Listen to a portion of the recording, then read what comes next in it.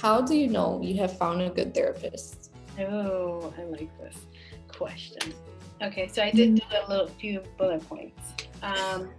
So number one, and we kind of talked about this before, but expect that it'll be a little awkward in the beginning.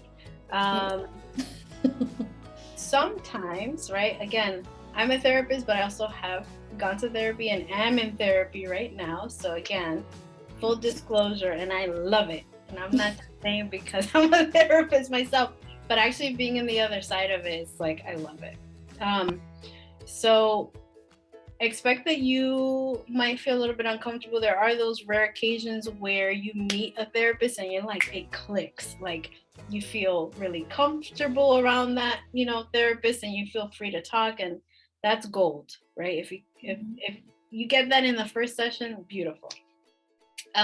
Eventually you want to notice that you feel safe with the therapist so that you're able to express yourself, and that her response to you is, again, listens and is non-judgmental and can empathize, and you feel really heard, and you feel like you can express yourself freely. That would be one indicator that this is potentially a good match, right? You should feel comfortable. Give it time. If you don't, I always say that finding a therapist, someone told me this, finding a therapist is like trying on a new pair of shoes. You go to the store, you put on shoes, you walk around in it for a little bit, you wiggle your toes in it, and sometimes it feels comfortable, sometimes it's not really a good fit. You take them off and you try another pair. It's kind of the same thing. You're kind of shopping in a sense for the best fit for you. So do not be discouraged if you met with one therapist and you're like, absolutely not, that was a horrible experience. Please do not lose hope. I've been through that. Kind of, yes, we all have, right? This ain't it. And sometimes I always say give it a couple sessions, right? Because again, it might be those like that first session awkwardness. First sessions are always a little awkward because they're kind of just getting information from you typically in the beginning, and it hasn't really, like, the real therapy hasn't started. It's just them getting a sense of who you are. So I would say give it a couple sessions, feel it out. If after a few sessions you're really, really not feeling it, sometimes the first time around, and again, if it was really that bad, don't go back. But if it was just awkward and you're still, I don't know, give it a few tries. So feeling safe. Number two, your therapist should be able to challenge you. Okay, a lot of people think that therapy is easy, right? Like you're just gonna show up and they're gonna tell you everything you want to hear, right? And that will not always be the case. Your therapist should be able to challenge you, right? Because in that challenge is where you grow, right? Addressing your blind spots, noticing if there's other stuff going on that maybe you don't really want to address. Maybe they'll have you practice.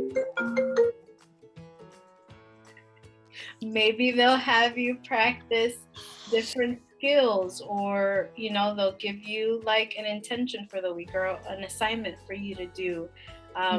That'll kind of challenge you and things like that. So if you are too comfortable, and not in the like feeling safe sense, but if you're too comfortable, it's like you're not really learning anything new, you're not really being challenged. This kind of ties into number 3, which is you should notice some progress over time. Again, there is no like specific timeline. Some people start to notice therapy helps right away. Other people over a course of a couple of months. You should start to see some progress, even if it's a little bit. If you've been in therapy for a year and you feel just as bad as when you started, right? You don't like. That's a red flag. Anything has really changed. Before just dropping out of therapy, I would say talk to your therapist about it and say, look, either you need to we kind of need to change the course of how we're doing this, or maybe I need to find someone else. Again, that therapeutic relationship is not different from your relationships outside. Don't just ghost your therapist, right? Work through it, because in working through the challenges that you're even having with your therapist, that can teach you relational skills, right? How to address conflict and communicate and all that beautiful stuff.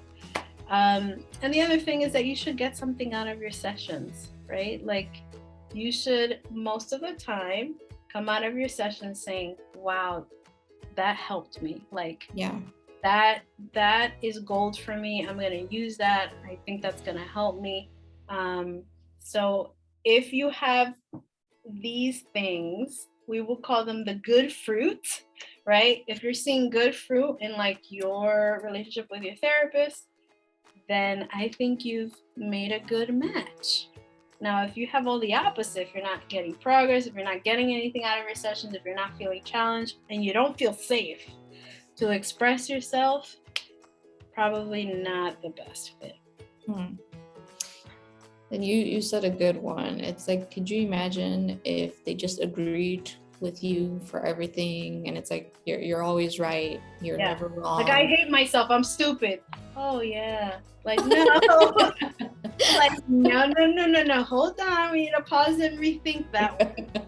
You know? Yeah. It's like relationships. Like, even like, I think I would eventually get mad if my husband agreed with like every single little thing I said. Like, yeah, you're right. Or no, yeah, I can see why you would think that. It's like, wait, what's your thought? Like, what's your perspective on it? Like, are you sure? Like, I could have done this differently. So it's just like kind of hearing the truth is what's going to help you grow. And sometimes the truth is uncomfortable and it hurts and you don't want to accept it at first, but I feel like it's needed. Like, I think it's ripping off that Band-Aid and just dealing with the core issue when it's done properly. Yeah. And it's like, again, like drinking that nasty cough medicine, right? It's bitter to the taste, but it's actually really good for you. So yeah, if you found a therapist with, some of those qualities, then you've probably made a good match. Congratulations. No. Yeah. And if you haven't, please do not lose hope. There is a therapist out there that will be a good match from you. And remembering also that every therapist has a different style of how they kind of, conduct their sessions. They might use a specific model of therapy that you may or may not like or feel comfortable with. Again, express those concerns and just, be a little bit open. But if you're really feeling uncomfortable, then, obviously express I think honesty is key. Again, this is something for you, for your benefit. So I think you should advocate again and just like, hey, I feel like I need more of this in our sessions. Like, I've talked to my therapist about that, like certain things that I would like to see more, that I feel like I need in that moment. And there's been feedback, and it's just like, that's kind of, it's like a give and take, and that's important, but it works if you're honest. And it's okay to be honest. Like, I know some people that won't say anything and they'll just like stay with their therapist for 2-3 years, and it's like, no, I don't want to tell her that it's just awkward, or it's just not working out anymore. And it's like, it's not like a bad breakup. Like, you're not gonna have to deal with this person and outside, just right, call back and be like, do you have another therapist if you want to stay in the same facility, or whatever the case may be. Like, again, it's for you, for your benefit. You can pick and choose what you want. For me, it was crucial to have a Christian therapist, just because of my beliefs, that it is my core value. And it's like, I needed this to be integrated, and I thank God that it is, because it's like, it would be very different like if my therapist wasn't Christian. Like, I don't know how that would have gone. So I'm glad that they can pull me back to the Word of God and like bring me back to that foundation that's just so valuable to me. So That's truth. I was gonna also add to that, you know, sometimes it is hard to kind of tell your therapist like this ain't working, you know. It's Um, awkward. it is awkward.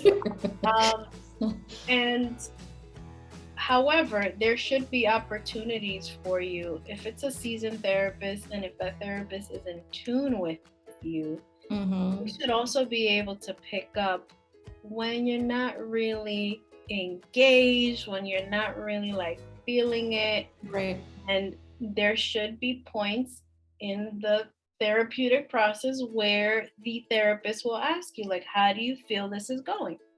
Because at the end of the day, it's not about me. It's not about the therapist. It's about the client. Mm-hmm. It's about, you know, are we reaching your goals? Like, do you feel that there is progress? Is there anything you'd like to change? That should be like a common discussion that happens. So if you've been with your therapist 1 or 2 years and they have not asked you how you are feeling with how the therapy is going, that's a red flag.